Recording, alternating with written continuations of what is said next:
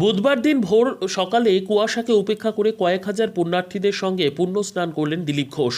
দক্ষিণ চব্বিশ পরগনার জেলার গঙ্গাসাগর কপিলমুনি মন্দিরে কুয়াশাকে উপেক্ষা করে কয়েক হাজার পুণ্যার্থীর সঙ্গে পুণ্য স্নান। কপিলমুনি মন্দিরে পুজো দিলেন পুণ্যার্থীদের সঙ্গে মেদিনীপুরের সাংসদ দিলীপ ঘোষ।